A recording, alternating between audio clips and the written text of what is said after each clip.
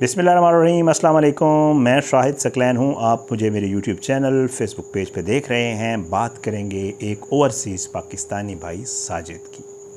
साजिद की जो कहानी है वो शायद आप समेत बहुत सारे ओवरसीज़ पाकिस्तानियों से मिलती जुलती हो, लेकिन इस शख्स के साथ भी उसी तरह ज़्यादती हुई है जैसे अक्सर व बेशतर पाकिस्तानियों के साथ होती है।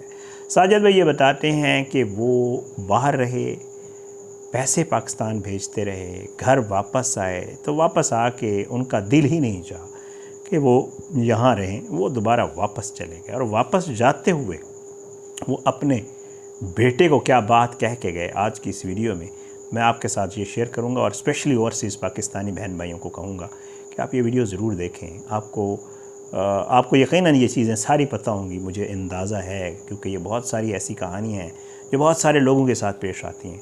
लेकिन इनको सुन के कम से कम शेयर करें दूसरों से, अवेयरनेस लोगों को दें कि इन चीज़ों के लिए बहुत एहतियात करें। आप जब बाहर जाते हैं तो आप अपनी जवानी, अपना फ्यूचर, वो सब कुछ, अपना फ्यूचर अपने बच्चों के लिए, अपने बीवी बच्चों के लिए बर्बाद करते हैं।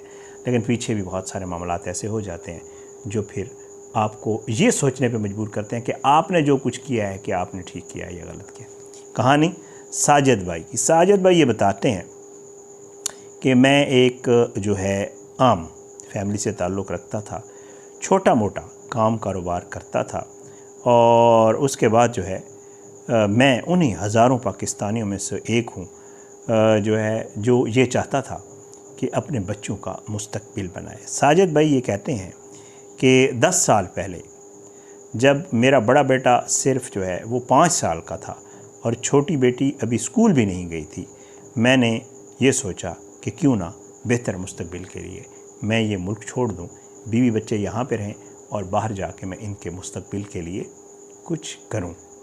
साजिद भी ये बताते हैं कि मैंने वही किया। मैंने तरीक़ाकार बनाया, किसी को मिन्नत समाजत की, पैसे इकट्ठे किए। एक लंबा प्रोसेस है जो उन्होंने मुझे बताया है।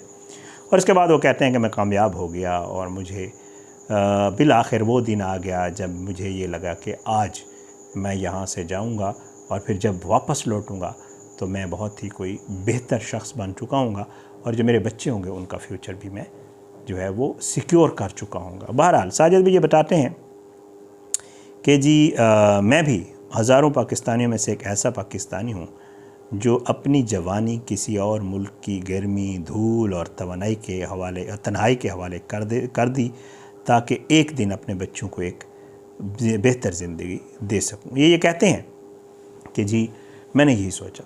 और वो कहते हैं कि मैंने जो है जाते वक्त इन दोनों को, अपने बच्चों को सीने से लगाया था और बीवी से सिर्फ एक बात कही थी। वो कहती हैं कि बस चंद साल की बात है, फिर हम अपना घर खुद बनाएंगे। फिर हम जो है वो कहते हैं कि बस मैंने उनसे कहा था कि चंद साल की बात है, फिर मैं वापस आऊँगा, हमारे पास बहुत पैसे होंगे, हम अपना घर बनाएंगे और जो है हमारी ज़िंदगी जो है वो बहुत आसान होगी। और यही बात वो कहते हैं मैं कहकर अपने बीवी बच्चों को अल्लाह हाफ़िज़ कहकर मैं बाहर चला गया। फिर वो कहते हैं कि मैं इस ख्वाब के सहारे जो है वो मुसलसल जीता रहा और वहाँ रहता रहा। वो कहते हैं कि जो बाहर की लाइफ है वो दिखने में जितनी खूबसूरत नज़र आती है बाहर से, उतनी ही जो है अंदर से खामोश होती है। कैसे? वो ये बताते हैं कि गर्मी में जो है और सर्दी में और हर किस्म के मौसम में आपको, चाहे आप बीमार हों, चाहे आप ठीक हों, चाहे आपको नींद आ रही हो, चाहे आप जाग रहे हों, आप सो रहे हों, कोई भी आपकी हालत हो, आपको हर हाल में मेहनत करनी पड़ती है। और उसके बाद ये होता है कि सारा दिन काम काज करके जब आप थक हार जाते हैं, जब आप बिल्कुल टूटने वाले होते हैं, तो शाम को सिर्फ़ एक कमरा होता है जिसमें आप वो रात गुजारते हैं और फिर दूसरे दिन वहाँ से रवाना हो जाते हैं। ईद पर वो कहते हैं कि सिर्फ वीडियो कॉल जो है, बच्चों की सालगिरह मोबाइल की स्क्रीन पर, और रात को सोने से पहले वही ख्याल कि ये सब उन्हीं के लिए ही तो कर रहा हूँ। बहरहाल वो कहते हैं कि हर महीने पैसे कमाता और मैं तकरीबन सारी रकम पाकिस्तान भेज देता था। और यही वो गलती है जो अक्सर ओवरसीज़ पाकिस्तानी बहन भाई करते हैं अपनों की मोहब्बत में। वो कहते हैं कि अपने पास सिर्फ उतना रखता कि गुजारा हो जाए। कभी साथी नए मोबाइल फ़ोन ख़रीदते, कभी घूमने जाते, कभी छुट्टियों में दूसरे मुल्क चले जाते और मैं हिसाब लगाता और ख़ामोश हो जाता, मुझे अपना घर सबसे ज़्यादा अज़ीज़ था। जब भी बीवी से बात होती मैं अक्सर उससे पूछ लेता कि ठीक हो, बच्चे ठीक हैं, बचत कर रही हो?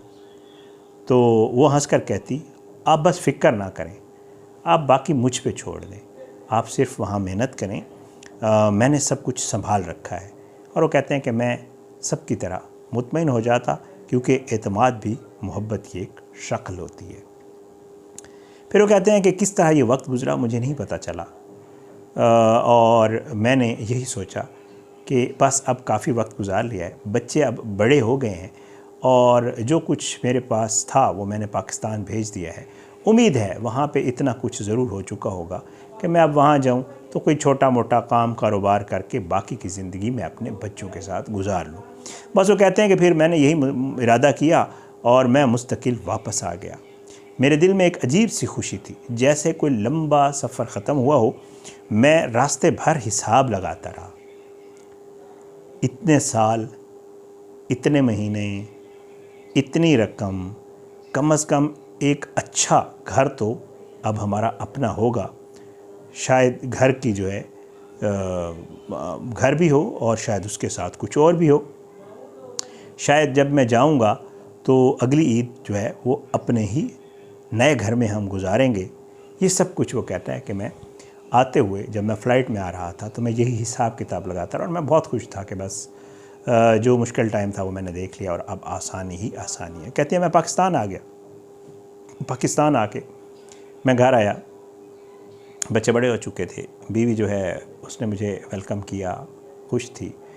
पहले तो मैंने बीवी से कुछ पूछा नहीं, कुछ दिन गुजर गए। कहते एक शाम मैंने चाय पीते हुए कहा बीवी से कि चलो अब हिसाब कर लेते हैं, देखते हैं कितनी बचत हुई है। कहते मेरी बीवी जो है वो ये सुनकर खामोश हो गई, इतनी खामोशी कि मुझे पहली बार डर महसूस हुआ। फिर उसने नज़रें झुकाकर कहा कोई बचत नहीं है। कहते मैं पहले तो हैरान हुआ और मैंने समझा शायद मजाक कर रही है, लेकिन वो कहते हैं कि ये हकीकत निकली। कभी कभी ज़िंदगी इंसान को धक्का नहीं देती, सिर्फ एक जुमला कहती है और बाकी काम खामोशी कर देती है। मैं इसलिए में कुछ नहीं बोला, सिर्फ इसे देखता रहा। मुझे लगा शायद मैंने गलत सुना है। फिर आहिस्ता आहिस्ता बात सामने आती गई। क्या किया ये भी आपको बता दूं। ऑनलाइन शॉपिंग, चीज़ों की किस्तें, रोज़ नहीं तो हर दूसरे दिन कोई पार्सल, कोई नया ब्रांड, कोई नई सेल, कोई नया ऑर्डर और फिर बाहर खाने की आदत। वो रकम जो ईंटों में बदलनी थी वो पैकेटों, रसीदों और खाली डब्बों में बदल गई। मैं खामोश रहा। अजीब बात यह थी कि मुझे गुस्सा नहीं आ रहा था। गुस्सा शायद उस वक्त आता जब इंसान के पास कुछ बचा हो। मेरे अंदर इस वक्त सिर्फ एक वसी खामोशी थी, बिल्कुल वैसी जैसे किसी पुराने घर को गिराने के बाद रह जाती है। किसी ने शायद सच कहा था कि बाज़ दुख रोते नहीं, वो इंसान के अंदर एक खाली कमरा बना देते हैं। उस रात मेरे अंदर भी एक कमरा ही बन गया था, बहुत बड़ा, बहुत खामोश। मैं उस कमरे में देर तक बैठा रहा, अपने मुल्क से बाहर गुज़रे हुए जो साल थे उनका एक एक पल देखता रहा। ईदें, वहाँ पर तन्हाइयाँ, ओवर टाइम, वो सब ख्वाब जो मैंने अपनी थकन के नीचे छुपा रखे थे। फिर मैंने अपने बच्चों को देखा। बेटा होमवर्क कर रहा था, बेटी अपने कॉलेज का काम कर रही थी। उन्हें कुछ मालूम नहीं था, उन्हें यह भी नहीं मालूम था कि उनके बाप का एक ख्वाब अभी अभी टूट कर दफन हुआ है। इसीलिए मुझे एक बात समझ आ गई, बच्चों का मुस्तकबिल ख्वाबों से नहीं बनता, फ़ैसलों से बनता है। मैंने बीवी से कोई झगड़ा नहीं किया, कोई तलाक नहीं दी, कोई ड्रामा नहीं किया। सिर्फ अगले दिन दोबारा अपना पासपोर्ट निकाला, दोबारा वीज़ा लगवाया और चंद माह बाद दोबारा प्रदेश चला गया। जाने से एक रात पहले मेरा बेटा मेरे पास आकर बैठ गया। उसने पूछा, अब्बू आप फिर जा रहे हैं? मैंने मुस्कुरा कर कहा, हाँ बेटा, ताकि एक दिन तुम्हें ना जाना पड़े। वो शायद पूरी बात ना समझ सका, मगर मैं समझ गया था। बाज़ आदमी ज़िंदगी में 2 बार घर बनाते हैं, पहली बार ईंटों का और दूसरी बार हौसले का। मेरा पहला घर बनने से पहले टूट गया था, अब मैं दूसरा बना रहा था और मुझे यकीन था ये वाला घर कोई भी नहीं गिरा सकेगा। बहरहाल शुक्रिया साद चौधरी साहब। ये जो है सब कुछ जो है हुआ साजिद साहब की स्टोरी। ये साजिद साहब एक करैक्टर हैं, ये साजिद साहब हकीकत हैं लेकिन शायद अफसाना भी है, क्योंकि ये बहुत सारे ओवरसीज़ पाकिस्तानियों की स्टोरी है। बहुत सारे ओवरसीज़ पाकिस्तानियों के साथ ये हो चुका है। कुछ ऐसे होते हैं जो बता देते हैं, कुछ ऐसे होते हैं जो अपने अंदर रख लेते हैं। बहरहाल आपको बताने का ये मकसद था कि ओवरसीज़ पाकिस्तानियों को भी सोचना चाहिए और उनके पीछे जो घर वाले होते हैं उनको भी सोचना चाहिए कि जो शख्स यहाँ से गया उसके बाल सफ़ेद थे, उसके बाल काले थे। जो शख्स यहाँ से गया उस वक्त बच्चे उसके छोटे थे।